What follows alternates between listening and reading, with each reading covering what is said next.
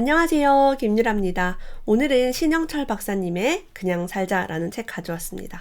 정신과 의사 선생님이신데요. 이렇게 생긴 책이에요. 이거 우리 로얄 패밀리 공주님들이 신영철 박사님 강의 들으러 갔다가 인연이 돼서 같이 식사도 하고 저희 2020년 1월 정모한다고 하니까 신영철 박사님께서 무려 50권이나 책을 보내주셨어요. 저도 받게 되었거든요. 한번 읽어보고 싶었던 책인데 너무너무 감사하게 잘 읽고 있다는 말씀을 전해드립니다. 물론 제가 저자들한테 책을 선물 받은 적은 정말 많은데 이렇게 막 50권이나 그것도 우리가 모임한다고 그렇게 막 진짜 실물로 보내주신 경우는 처음이었어요. 너무 좋았던 그런 좋았다는 이야기를 전해드립니다. 사람과 기업의 풍요롭고 윤택한 삶을 위해 노력하는 행복 설계자이자 힐링 멘토라고 합니다. 그래서 아침마당에도 오랫동안 활동을 했고 비타민, 명의, 부모 등등 방송에 출연했다고요. 그래서 정신 건강을 좀 좋게 하는 그런 의도로 이 책을 쓰셨다고 합니다.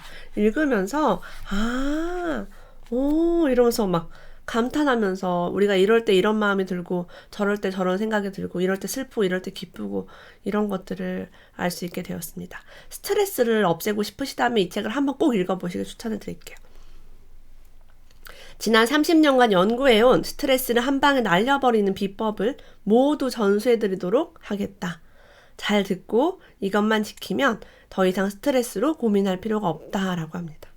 읽으면서 이걸 읽으면 정말 스트레스가 없어진단 말이야. 이런 기쁜 생각을 하고 계속 읽었어요.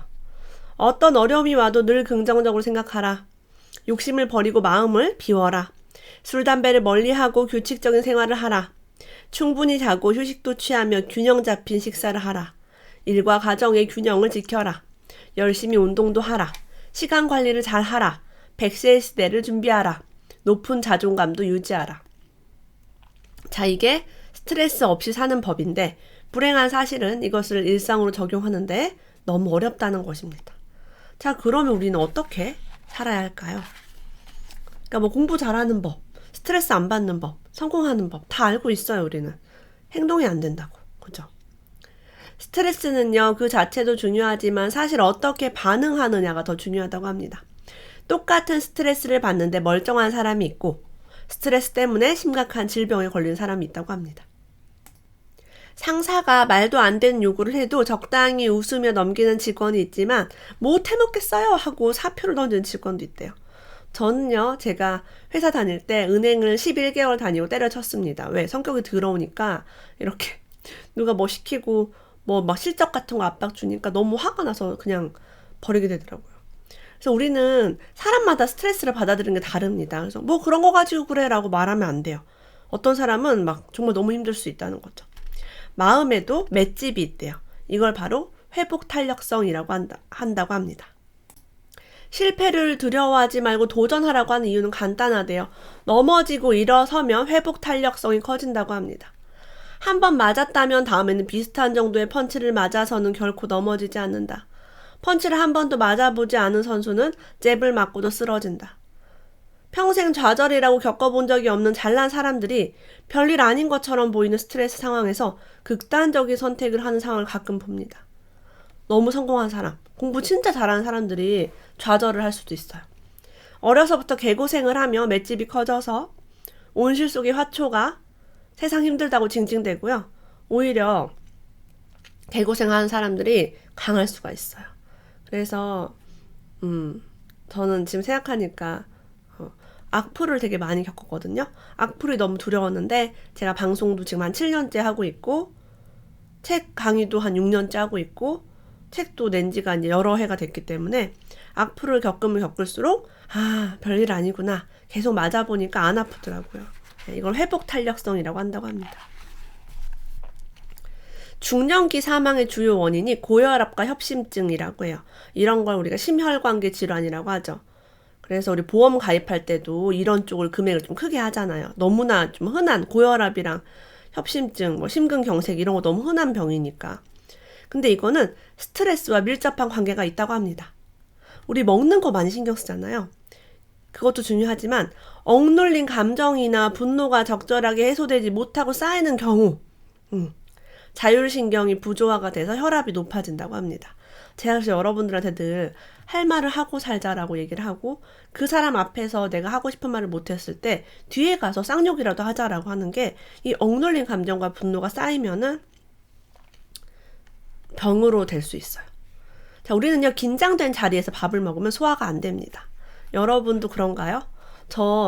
제가 소화불량이 되게 심해요. 되게 예민해가지고 잘 체하고 잘 토하고 그럽니다. 근데 바로 위장 속에 뇌가 있대요. 위장이 운동하는 것을요, 뇌가 담당하기 때문에 우리가 스트레스 받거나 긴장하면 소화가 안 되는 거예요. 와, 그래서 우리가 마음이 편하면 어떻게 되겠어요? 소화가 잘 되는 거예요. 위가 안 좋아가 아니라 내가 뭔가 긴장을 많이 하고 있어 라고 볼 수도 있겠죠. 여자들이 화병이 되게 많은데 여자들은 이 스트레스를 해소할 수 있는 방법들이 남자들보다 적다고 합니다. 남자들은 밖에 나가서 술도 마시고 관계도 하고 막 이렇게 사람들도 많이 만나고 이런 것들이 있는데 우리는 전업주부 같은 경우는 집에만 있고 사귈 사람도 없고 뭐 아는 사람도 별로 없고 놀 일도 별로 없습니다. 아이들 돌봐야 되고. 적절히 해소되지 못한 심리적 갈등인 울화가 계속해서 쌓이다가 몸으로 표출되는 것이 화병이래요.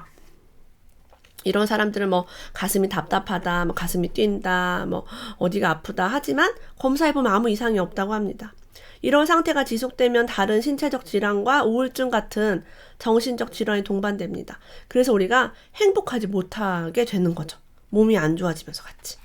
그래서 우리가 정신건강과 몸 건강을 함께 이렇게 잘 다루어야 합니다. 우울하면 몸이 느려지고요. 반응이 느려진대요. 질문을 해도 한참 만에 답을 한다고 합니다. 에너지가 없으니 머리가 빨리 돌아가지 않는다고 해요. 우리 천재 되고 싶나요? 무한계 인간이 되고 싶나요? 그러면 우울하고 에너지가 없는 상태로 우리를 만들지 않기 위해서 노력을 해야 됩니다. 이렇게 좋은 책도 보고 좋은 음악도 듣고 좋은 사람 만나면서. 하루면 할 일을요, 일주일 지나도 못한대요. 제가 예전에 이랬어요. 제가 우울할 때는 그냥 일주일이 뭐야. 일주일이든 한 달이든 아무것도 하지 않았죠. 그냥 먹고 자고 싸고 그러고 살기만 했어요. 그러니까 더 우울해져. 지금 여러분 제가 하루에 일주일 할 만치 일을 합니다. 그냥 빨리 하고 몸이 빠르고 반응도 빨라져요. 기분이 우울해지고 몸이 우울해지면 생각이 영향을 받는데요. 우울하면 매사 부정적인 생각을 할 수밖에 없다. 어린 시절을 돌아봐도 안 좋은 기억만 난다. 후회되는 일만 떠오른다. 내가 기분이 좋고 내일이 잘 되잖아요. 그러면은 옛날에 내가 그랬더니 잘 됐구나. 좋았던 일이 생각이 납니다. 진짜 그래요. 남편과 관계가 좋으면 남편을 연애할 때 그렇게 좋았지, 그 사람이 날 이렇게 사랑해줬지라고 좋은 생각을 해요. 근데 남편이랑 사이가 안 좋잖아요. 그러면 에이 그때 대판 싸울 때 그때 헤어질 걸 그랬어 막 이러면서 후회되는 일만 떠오릅니다. 근데 내가 지금 남편이랑 너무 좋으면 그때 헤어질 뻔했는데 우리가 헤어지지 않고 결혼하길 정말 잘했어라고 똑같은 사건을 두고요, 다르게 창조가 되는 거죠. 사고의 폭이 좁아진대요. 너무 쉬운 해결책이 바로 옆에 있지만 보이지도 않고 떠오르지도 않습니다. 우울증 환자들은 에너지가 없으니 누워있으려고만 한다고 해요. 진짜 잠이 정말 많이 와요. 제가 우울할 때 저의 특징, 잠을 많이 잡니다. 많이 먹어요. 저는 많이 먹고 많이 잤어요. 살이 많이 찌고 이상하게 몸이 아파요. 일을 하는 것도 아닌데. 여기 써 있습니다. 정말 누워있으면 에너지가 생길까? 당연히 아니다. 하루 종일 누워있다가 저녁에 일어났다고 가정해보자. 거울을 들여다보면 어떤 기분이 들까? 짧은 시간이라도 가볍게 움직이는 것이 좋다. 따스한 햇볕을 받는 것도 좋다. 또 하나 더 하자면 김유라 TV에 평일 밤 11시에 들어와서 같이 춤추고 이야기 나누고 웃고 그럼 좋습니다. 공짜예요. 돈이 안 들어요. 그래서 돈이 안 들고 우리가 웃고 행복하고 좀 움직일 수 있는 것들을 하면 좋습니다. 사회 불안증, 사회 공포증 환자들이 많다고 해요. 사회 공포증, 불안증은 뭐 누구나 조금씩 가지고 있습니다. 남들 앞에 섰을 때 나타나는 신체 증상을 무서워합니다. 심장이 벌렁벌렁 뛰어요. 저는 남 앞에 나설 때 숨도 잘 못 쉬고요. 심장이 너무 떨렸고 얼굴이 빨개졌습니다. 저는 그냥 그런 줄 알았어요. 아, 그냥 내가 이렇구나. 이들은 발표를 할 때 손이 떨리거나 이성 앞에서 얼굴이 붉어지는 것을 견딜 수 없어 한다. 상대방이 알면 어쩔까? 붉어진 얼굴을 보고 이상하게 생각하지 않을까 걱정한대요. 이거는 별거 아닌 것처럼 보이지만 불면증을 일으키고 오래 지속되면 우울증이 유발이 됩니다. 제가 지금 저희 선한부자 프로젝트 카페 안에서 하는 정기 모임이 있습니다. 모임 할 때마다 가능하면 많은 분들이 앞에 나와서 자기 이야기를 하고 자기 발언을 할 수 있도록 기회를 많이 드리고 있어요. 근데 처음에 오신 분들은 너무 떨려서 말을 못하겠다. 마이크 잡고 남 앞에서 너무 두렵다라고 하셨는데, 세 번째 이제 저희 모임에 오신 분들은, 세 번째 하니까 안 떨려요 라고 하면서 너무 여유 있고, 위트 있고, 유머러스하게. 마치 강사처럼 말씀하시더라고요. 또 어떤 분은 그런 말씀 하셨어요. 김유라 작가님이 우리를 강사 훈련하는 것 같다라고 얘기하셨거든요. 근데 사실은 맞아요. 저는 누구나 남 앞에서 자기 이야기를 할 수 있고 여러분이 진솔하게 이야기함으로써 그 말에 우리가 감동받을 수 있어요. 유명한 사람이 아니어도 성공하지 않아도 우리는 우리의 이야기에 크게 감동받고 막 감명받고 행복할 수 있거든요. 그래서 이거는 여러분이 그런 기회를 가졌을 때 한번 해보시면은 점점 좋아집니다. 네, 극복하는 방법은 진짜 해보는 방법밖에 없어요. 집에서 백날 연습해봐야 소용없습니다. 남 앞에 나가는 게 떨리면 남 앞에 나가는 기회를 여러 번 가지는 게 가장 좋은 방법이라는 걸 저는 알게 되었어요. 중독에 대해서 얘기해 볼게요. 게임 중독, 도박 중독, 주식 중독 이런 게 많대요. 술 중독. 중독은 뇌가 즉각적인 보상에 빠지는 것이라고 합니다. 간단하게 생각하면요. 빨리 승부가 나는 도박이 강하대요. 뭔가 했을 때 바로 보상. 주식도 올랐다 내렸다 막 하죠. 공부에 중독이 되지 않는 이유는 공부가 재미없기 때문이 아니라 공부에 대한 보상이 즉각 없기 때문이래요. 오늘 밤을 새워 공부하고 나면 내일 전교 1등이 되고 그 다음날은 원하는 대학에 들어가 다음 주에는 원하던 직장에 들어간다면 공부에도 중독될 수 있지 않을까? 그쵸. 공부를 내 못하는 이유가 보상이 없어서 그랬나 봐요. 그죠. 저는 주식 같은 걸 하면 오르락 내리락에 신경 쓰느라 너무 예민해지더라고요. 그래서 부동산이 좋은 게 오르락 내리락 하지 않으니까 이 승부가 빨리 나지 않아서 신경을 많이 안 써서 좋더라고요. 저는 그렇더라고요. 환자들에게 가끔 불안과 분노가 같은 감정이라고 말하면 이렇게 얘기한대요. 그럴 리가 있어요? 불안한 것과 화를 내는 것이 어떻게 같아요? 라고 얘기한대요. 그쵸? 불안할 때나 화가 날 때나 신체 반응이 같다고 합니다. 교감신경이 흥분한대요. 그래서 불안과 분노가 동반되어 나타나기도 한다라고 해요. 자, 우리는 불안할 때 불안하다라고만 알고 있어요. 화가 날 때 화가 난다라고만 알고 있는데 이 불안하고 화가 나는 것이 비슷한 감정이다. 같다라고 하면 뭐지라는 생각이 듭니다. 사실은 불안한 상태일 때 내가 작은 자극에 그만 화를 내게 되는 거죠. 불안한 상태에 자극이 오면 화가 납니다. 내가 불안하지 않고 평온한 상태인데 누가 자극을 한다. 화가 나지 않을 수 있어요. 이렇게 되면 이해가 되죠. 자, 그래서 분노는요, 위장된 죄책감이라고 합니다. 죄책감이 있으면 불안하겠죠. 내가 불안할 때 누가 툭 건들면 화가 나는 거예요. 방귀 낀 놈이 성낸다라고 합니다. 방귀를 뀌면 어때요? 미안하잖아요. 죄책감이 있다고요, 내가. 괜히 막 냄새나 막 이러고 막. 그래서 화를 내는 사람은 나쁜 사람이 아니라 불안한 사람, 뭔가 마음 안에 고통이 있는 사람이 아닐까? 이런 생각을 해볼 수도 있겠죠. 어떤 사람은 분노 장애라고 가족이 이제 병원에 가보라고 했대요. 근데 10 정도만 화를 우리 일상에서 화가 나는 일이 많습니다. 경계를 지키는 일이에요. 야, 이거 나 싫어해. 너 이렇게 하지 마. 라고 얘기하는 겁니다. 화는 나쁜 게 아니에요. 야, 나 이렇게 스킨십 하는 거 싫어해. 너 내 외모 가지고 살쪘다, 빠졌다 말하는 거 나 별로 안 좋아해. 그런 얘기 하지 마. 이게 건강한 화예요. 근데 10 정도만 화를 내면 될 일을 참다가 여기까지 쌓였을 때 폭발을 시키는 거죠. 왜? 막 이렇게. 가족들은 그 전에 10번 참은 것을 알 리가 없으니 성격 장애로 낙인을 찍습니다. 평소에 10씩 조금씩 배출하는 것이 건강에 좋아요. 저는 매일 거의 쌍욕을 합니다. 매일. 남들 안 볼 때 뒤에서. 나 혼자. 쭝얼쭝얼. 응? 그 사람과 싸우지는 않아요. 화가 나는 일이 있으면 조금씩 배출합니다. 기분이 좋아집니다. 적절하게 배출하는 훈련을 하게 되면 문제가 될 것이 없대요. 분노는 그 자체로 부정적인 것이 아니다 라고 합니다. 그래요. 그래서 뭐 차별을 받았다 막 참다가 나중에 터트릴 때 10년 동안 차별받는 거 터트리는 거예요. 그러면 이제 당하는 사람도 너무 당황스럽겠죠. 왜 저러지? 막 착했던 애가 왜 저러지? 이럴 수 있어요. 자, 스트레스를 받으면 우리 몸과 마음이 이제 흔들립니다. 그래서 이 의사분은요, 환자가 오면은 늘 물어보는 질문이 있대요. 여러분도 이거에 대해서 한번 답해 보세요. 잘 잤어요? 식사는요? 낮에는 뭐 하고 지내요? 이 3가지래요. 매일 똑같은 질문을 왜 하는지 궁금해 하시는 분들이 많대요. 가장 중요한 것이기에 물어본다고 합니다. 잘 자고, 잘 먹고, 낮에 잘 움직이고 그런다면 스트레스를 받아도 문제가 없다고 해요.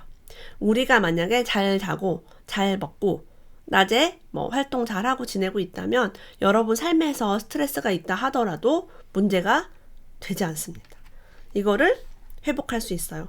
하지만 일상이 무너진다면 잠도 못 자고 잘 못 먹고 한다면 이런 상황은 지속되면 힘들다고 합니다. 우리가 일상의 리듬을 유지할 수 있도록 함께 하면 좋겠어요. 자, 그러면 정신적으로 건강하다는 게 어떤 건가요? 라는 질문을 많이 받는데요. 저는 이 부분에서 되게 많은 깨달음이 왔습니다. 어떤 사람은 가난한데도 행복하고 어떤 사람은 부자고 성공한데도 우울합니다. 자, 왜 그럴까? 우리가 현실적인 것이 왜 정신 건강에 영향을 미치지 않는가를 알 수 있게 돼요. 어떤 사람은 산속에서 돌을 닦아도 행복합니다. 자, 여기 나와 있어요. 현실과 이상과의 거리가 좁은 사람이 행복한 사람이래요. 다시 한번 얘기할게요. 현실과 이상이 좁은 사람.